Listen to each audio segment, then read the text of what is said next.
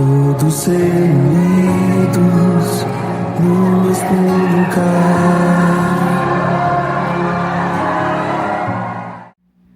Paz do Senhor Jesus, estamos chegando com o nosso plano de leitura, estamos chegando, com mais um vídeo, mais uma palavra de ânimo para o seu coração, mais uma meditação da palavra de Deus, e hoje nós estamos já no capítulo de número 22, estamos nos aproximando, do final, estamos quase finalizando esse livro, estamos quase no fim, de conhecer todos os atos dos apóstolos, todas as experiências que esses homens de Deus passaram para dar crescimento, para a igreja do Senhor, para fundar a igreja do Senhor, as igrejas do Senhor, para levar a mensagem de Jesus até os corações.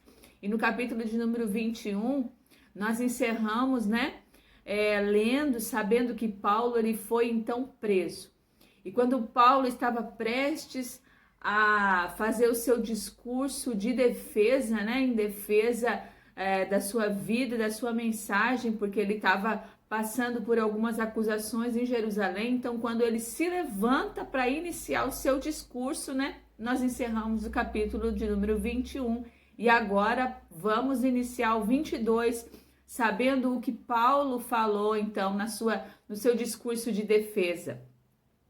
O capítulo de número 22, então, vai iniciar com o discurso de Paulo, vai iniciar com o discurso dele. E Lucas vai iniciar dizendo que Paulo, então, ele vai pedir para que os cidadãos dali ouçam ele. E quando ele começa a falar em hebraico, na língua dos judeus.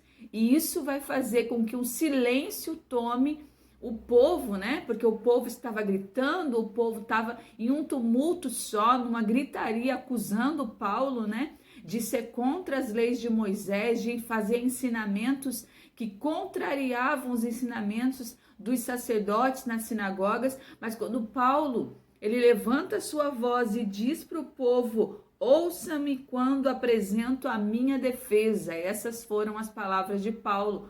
Porém, na linguagem não grega, porque eles estão acusando ele, e agora ele vai falar na linguagem hebraica. Nós já vimos que Paulo, ele tem dupla cidadania, ele é judeu de nascimento, mas ele também é cidadão romano, por herança dos seus pais, porque os seus pais, eles tinham cidadania romana. Então, Paulo, ele tem dupla cidadania, ele é judeu e também ele é romano. E agora ele vai falar na linguagem dos judeus, ele vai falar em hebraico. E quando ele começa o seu discurso, nas suas primeiras palavras, pedindo para que o povo ouça ele na linguagem deles, isso vai fazer com que eles se silenciem e prestem atenção no que Paulo está falando, porque eles pensaram que ele era um homem gentil, um homem gentil, do qual eles queriam distância, mas agora eles estão vendo Paulo falar na própria linguagem deles. Então isso vai fazer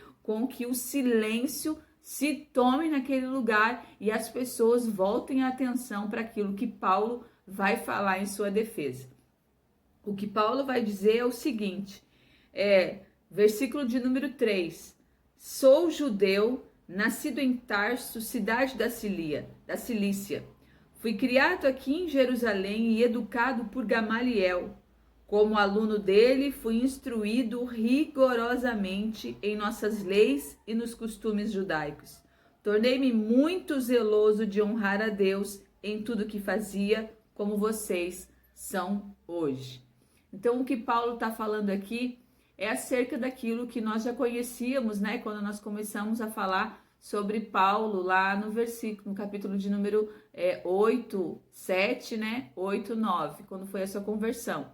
Então ele vai dizer, olha, eu sou cidadão, eu sou judeu por nascimento, Nasci na cidade de Tarso, fui instruído, meu professor foi Gamaliel, um homem no qual os judeus, eles possuem profunda admiração. Gamaliel é um fariseu bem visto, um homem respeitado na sinagoga. Então ele vai dizer que ele foi aluno de Gamaliel, foi Gamaliel quem instruiu ele acerca da lei, acerca dos costumes judaicos, ele foi instruído pelo professor Gamaliel, né? Então o que ele vai dizer é que assim como os judeus estão defendendo a lei, porque eles têm zelo pelas coisas de Deus, o que Paulo vai dizer é: eu entendo vocês, eu entendo o que vocês estão fazendo, porque eu também já fui assim, já tive zelo. E aí ele vai transcorrer tudo aquilo que ele fez, né? Antes da sua conversão, eu por conta disso, por defender a lei, eu persegui homens e mulheres, eu levei eles às prisões, foram açoitados por conta do meu zelo. Então Paulo vai demonstrar agora uma compaixão no coração do apóstolo, né? O amor de Deus é o que prevalece. Nós sabemos que Deus nos ama apesar das nossas imperfeições e apesar dos nossos erros e dos nossos pecados. Um dia o Senhor nos escolheu e nos resgatou, nos tirando daquele pecado, nos tirando daqueles erros que nós cometíamos. O amor de Deus e a compaixão do Senhor pelas nossas vidas foi o que nos alcançou, fazendo com que a salvação chegasse até a nossa vida. E é isso que vai mover o coração de Paulo nesse discurso. Ele terá compaixão pelos seus acusadores, porque outrora ele era o acusador, ele era o perseguidor, e é isso que ele vai dizer no seu discurso. Eu também persegui, eu açoitei, eu recebi cartas para ir até a cidade de Damasco e de lá trazer os judeus que eram convertidos ao evangelho de Jesus, para que eles fossem presos, para que eu trouxesse eles presos e eles fossem lançados em cárceres. Então ele vai transcrever, né, as suas atitudes antes de conhecer o Senhor Jesus. O seu discurso de defesa vai mostrar que ele entende o que esse povo está fazendo com ele. E ele vai dizer até que um dia indo na estrada que me levava a Damasco, com as cartas na mão, para prender os judeus convertidos, o Senhor Jesus, uma luz desceu do céu e Jesus falou comigo. E ele vai contar o acontecimento, né, que nós já vimos no capítulo 9, quando acontece a conversão de Paulo. Ele vai contar desde o episódio em que Jesus fala com ele na estrada para Damasco, né? Quando aquela luz o cegou, quando a voz de Deus fala com ele, instruindo ele para ir à cidade de Damasco, e que lá ele receberia a instrução daquilo que ele deveria fazer. Ele vai passar a falar também acerca de Ananias. Quando Ananias orou por ele, ele vai falar agora de forma mais detalhada do que aquilo que nós lemos e vimos lá no capítulo de número 9. Paulo, ele vai usar de palavras que estavam ocultas para nós lá no capítulo 9, né? Quando ele vai dizer que Ananias, versículo de número 13, veio e colocou-se ao meu lado e disse: irmão Saulo, volte a enxergar. E naquele mesmo instante pude vê-lo. Versículo 14, então ele disse: o Deus de nossos antepassados escolheu você para conhecer a vontade dele e para ver o justo e ouvi-lo falar. Versículo 15, você será testemunha dele, dizendo a todos o que viu e ouviu. Versículo 16, o que está esperando? Levanta-se e seja batizado, fique limpo dos seus pecados, invocando o nome do Senhor. Então esses versículos aqui que estão no discurso de Paulo, né, outrora eram desconhecidos nossos lá no capítulo 9, né?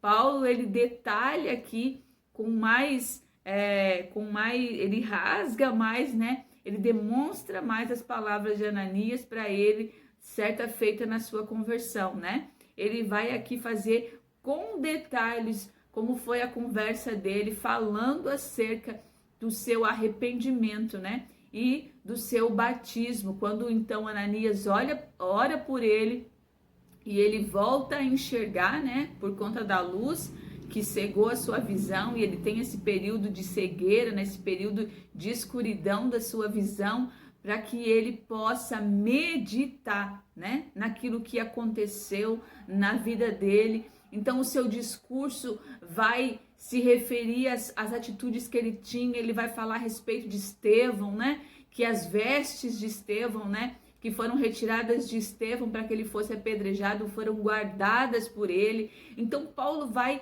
dar detalhes, né, de tudo que aconteceu durante o período em que ele foi perseguidor dos judeus convertidos, até o instante em que Jesus o chamou, falando com ele, e quando Ananias ora, né, e a partir da hora, do momento em que ele é batizado, se arrepende dos seus erros verdadeiramente, confessa Jesus através do batismo, né, e inicia a sua caminhada, né, na missão que Jesus confiou a ele.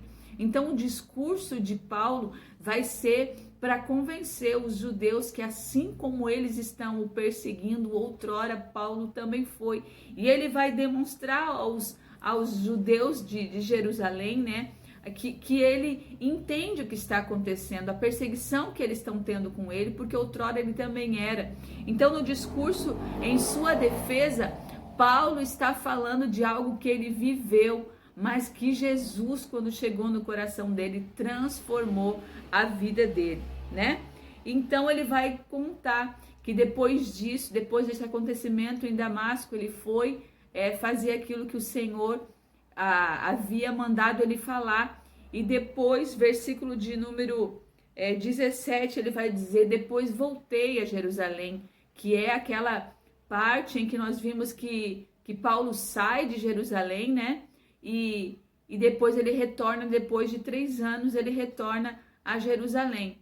E aí Paulo vai dizer: depois voltei a Jerusalém e eu estava orando. Paulo agora vai detalhar algo que Lucas ele não detalhou lá nos capítulos anteriores, né? Quando ele foi lá no capítulo 9, quando Paulo se converte, e Lucas escreve que a igreja o enviou, né, para que ele pregasse a palavra por conta da perseguição ali em Jerusalém. Ele foi enviado e ele foi, né, para Antioquia. Mas aqui Paulo vai descrever que ele teve uma visão, né, que o Senhor falara com ele, o enviando, né, a pregar aos gentios. Então ele vai dizer: estava eu orando no templo e tive uma visão. Versículo de número 18 diz assim: na qual o Senhor me dizia. Então Paulo recebe uma visão da parte do Senhor. E nessa visão o Senhor diz o seguinte para Paulo: depressa, saia de Jerusalém, pois o povo daqui não aceitará seu testemunho a meu respeito.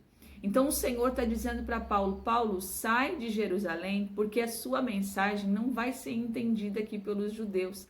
Às vezes nós não entendemos, né, a maneira como nós somos rejeitados muitas vezes. Às vezes existe pessoas para as quais a gente se dedica, para as quais a gente tenta, né, dar o nosso melhor, a gente tenta auxiliar, a gente tenta aconselhar, mas nós não somos bem recebidos, né?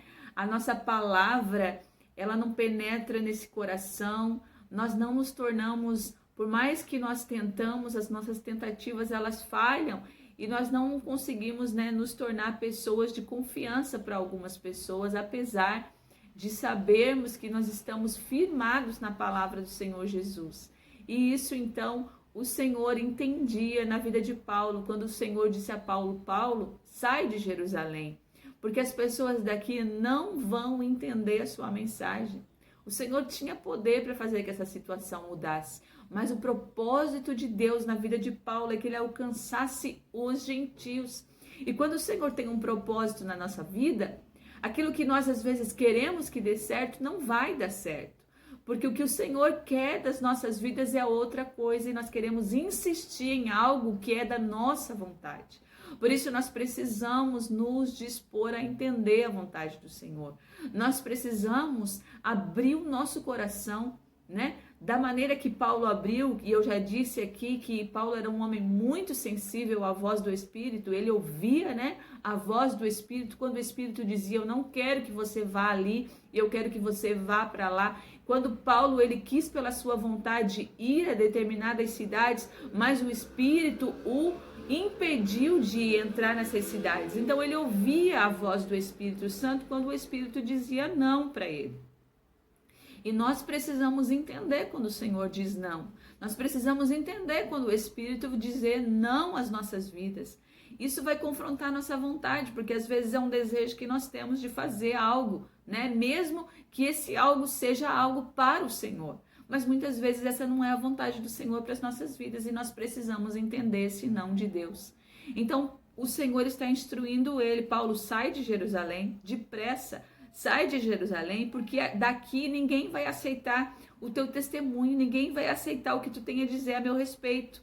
E o que Paulo disse foi o seguinte: Paulo tentou falar para o Senhor qual era a vontade dele. Paulo vai dizer o seguinte no versículo 19: Senhor, sem dúvida, eles sabem que em cada sinagoga eu prendia, eu açoitava aqueles que criam em ti. E quando Estevão, na sua testemunha, foi morto, eu estava inteiramente de acordo com a morte dele. Eu fiquei ali, guardei os mantos que eles tiraram quando foram apedrejá-lo. Paulo vai tentar se defender, vai dizer: Senhor, mas a palavra do Senhor, ela permanece. O Senhor é firme naquilo que confiou a Paulo. Na missão que o Senhor tem na vida de Paulo, o propósito de Deus, ele vai se cumprir. Então o Senhor, ele é firme naquilo que ele disse, né? A palavra do Senhor, ela não volta atrás. E aquilo que o Senhor escreveu para as nossas vidas está escrito e é aquilo que tem que se cumprir. Além, né? Apesar da nossa vontade muitas vezes ser outra, né? Eu acho que eu já comentei, quando no início da minha conversão, o desejo do meu coração era o louvor. Eu tinha uma paixão, né, pelo louvor, e eu me aplicava, eu gostava, era aquilo que eu achava que o Senhor queria de mim.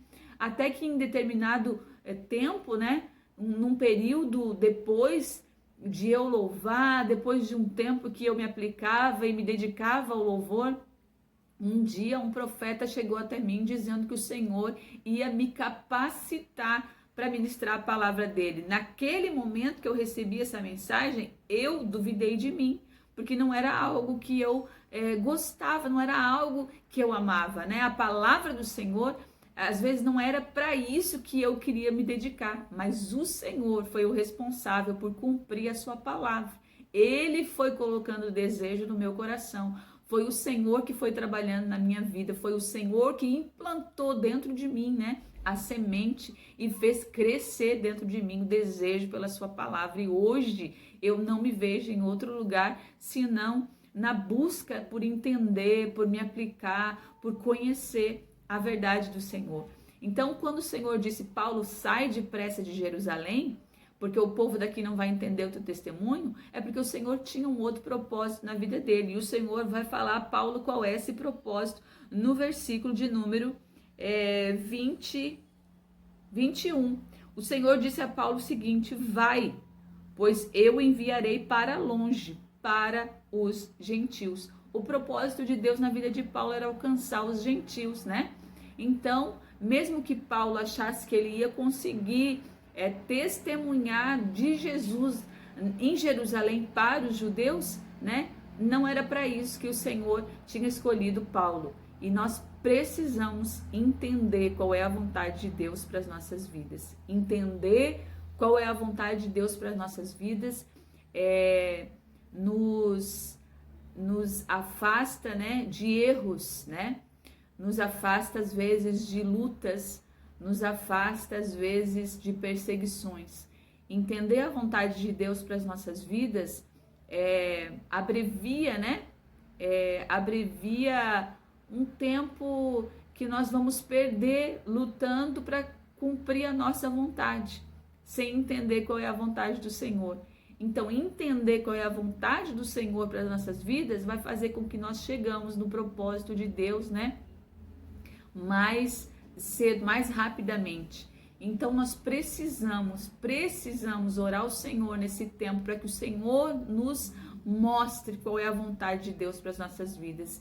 Mas nós, acima de tudo, precisamos entender que ainda que a vontade do Senhor para as nossas vidas não seja aquilo que nós desejamos o Senhor é responsável por nos capacitar para aquilo que Ele nos escolheu. Saiba que você pode hoje achar que não é capaz de fazer algo, mas se o Senhor estabeleceu e firmou a palavra dele sobre a sua vida, dizendo que você vai fazer, acredite que você vai fazer, porque a palavra é dele e ela não volta atrás. O Senhor é responsável por manifestar na sua vida a capacidade, autoridade para fazer aquilo que o Senhor tem para realizar através de você. E saiba, a vontade do Senhor, o lugar, né, que Deus quer que você esteja, muitas vezes não é o que você deseja, mas é o lugar onde você vai se realizar.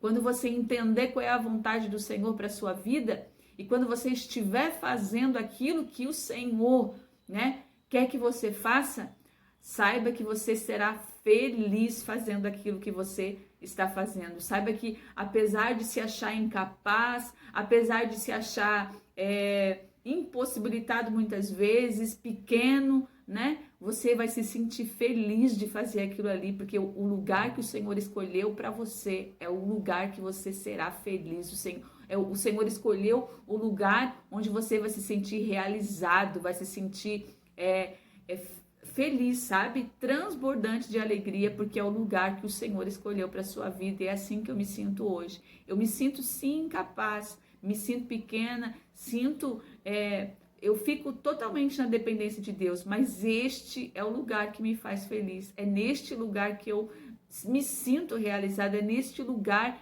que eu me encontro, é aqui que eu sou eu, na palavra do Senhor, na busca pela palavra do Senhor. Eu amo o louvor, eu amo o ministério de louvor, eu amo adorar o Senhor, mas a palavra de Deus é o que me preenche, a palavra de Deus é o que me satisfaz. E quando nós entendemos qual é a vontade do Senhor para nossas vidas, nós seremos preenchidos, não haverá vazio no nosso coração, porque nós estaremos fazendo aquilo que o Senhor quer que nós façamos. Que essa palavra encha o seu coração nesta hora e que o Senhor possa te revelar a vontade dele na sua vida. E então, nós vamos continuar aqui, né? Porque Paulo, então, ele vai manifestar e dizer aos judeus ali de Jerusalém o que o Senhor disse a ele. E quando ele revela isso, quando ele fala acerca dos gentios, que Deus enviou ele para falar aos gentios, quando ele profere, né, quando ele fala essa palavra gentios, então aquele silêncio que tinha se feito para ouvi-lo, ele se desfaz. O povo começa novamente num alvoroço, porque os gentios para eles, né, não são pessoas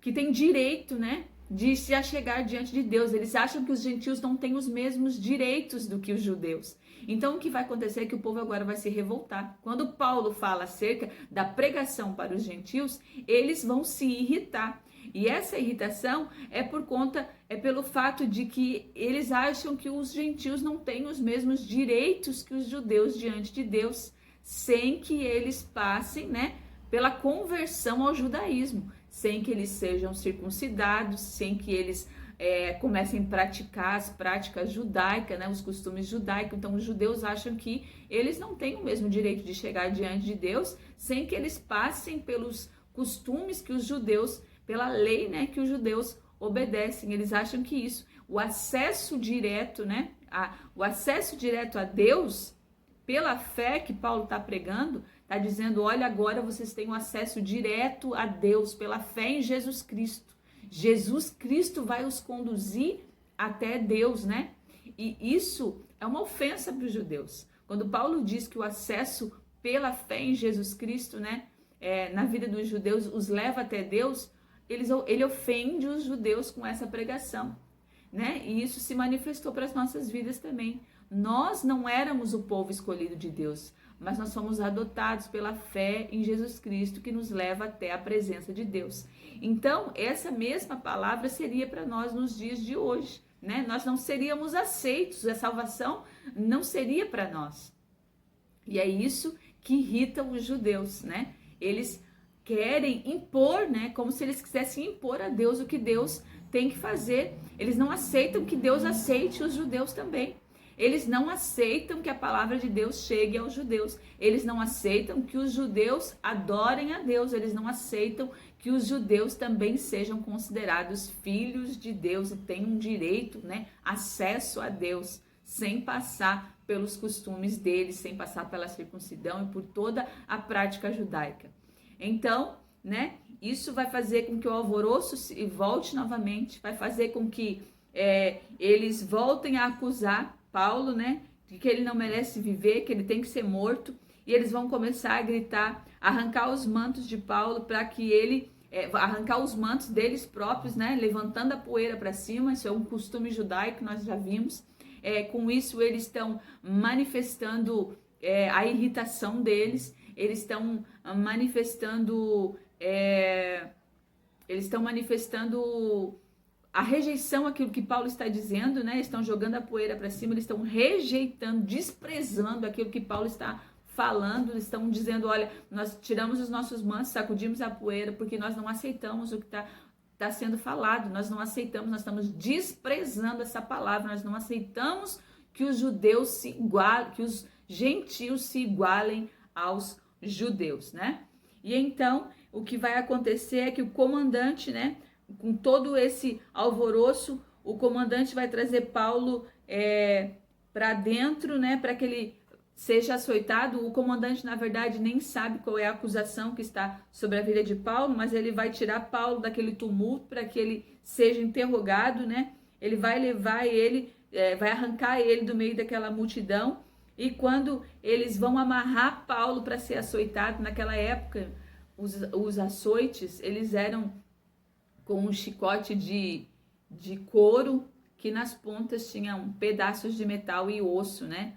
Para que penetrasse na pele e quando fosse puxado, arrancasse, né? Era aquele mesmo procedimento que foi feito com o Senhor Jesus. Então, Paulo, ele vai ser levado para que isso aconteça na vida dele. Mas antes de que isso aconteça, ele vai fazer o seguinte, ele vai olhar para o comandante e vai dizer o seguinte: a lei permite, versículo de número 25, eles vão amarrar Paulo para ele ser açoitado, mas Paulo vai dizer ao oficial: a lei permite açoitar um cidadão romano sem que ele tenha sido julgado?